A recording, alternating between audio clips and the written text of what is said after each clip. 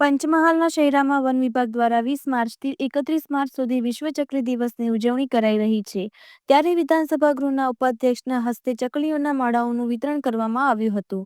પંચમહાલના શહેરામાં વન વિભાગ દ્વારા 20 માર્ચથી 31 માર્ચ સુધી વિશ્વ ચકલી દિવસની ઉજવણી કરાઈ રહી છે. ત્યારે વન વિભાગના આરએફઓ રોહિત પટેલ અને તાલુકા ભાજપ પ્રમુખ ધર્મેન્દ્રસિંહ પટેલની ઉપસ્થિતિમાં વિધાનસભા ગૃહના ઉપાધ્યક્ષ જેઠાભાઈ ભરવાડના હસ્તે ચકલીઓના માળાઓનું વિતરણ કરવામાં આવ્યું હતું. સાથે ધારાસભ્ય જેઠાભાઈ ભરવાડે સૌને ચકલીનું જતન કરવા અનુરોધ કર્યો હતો. વન વિભાગના ચકલી માળાઓના વિતરણ કાર્યક્રમમાં તાલુકા પંથકમાંથી મોટી સંખ્યામાં લોકો ઉપસ્થિત રહીને ચકલીઓના માળાઓ પોતાના ઘરે લઈ જતા નજરે પડી રહ્યા હતા.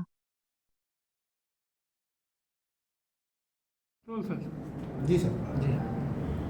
20મી માર્ચથી 31 માર્ચ સુધી 20મી માર્ચે વિશ્વ ચકલી દિવસ હોવાના કારણે ચકલી પ્રજાતિનું લુપ્ત થતું હોવાના લીધે માટે અમારા શહેરના આરએફઓ શ્રી પટેલને બેઠા હતા ચર્ચા કરી કે ભાઈ આવું ચકલી જેવી નાનામાં નાની પક્ષીઓ લુપ્ત થતા જાય છે, જેના કારણે એમને અને મને પણ વિચાર આવ્યો કે આપણે ચકલીનો માળો આખા તાલુકામાં દરેક જગ્યાએ કાર્યકર્તાઓને આપીએ, પોતાના ઘરે આ માળો લટકાવીને બાજુમાં પાણીનું કુંડું પણ રાખે, જેનાથી ચકલીઓ ઉનાળાની ગરમીમાં તકલીફ ના પડે અને પશુ પક્ષીઓને જે સરકારની પણ અને ફોરેસ્ટ ડિપાર્ટમેન્ટ તરફથી જે જાળવણી છે એના ભાગરૂપે આ આયોજન કરવામાં આવેલું છે.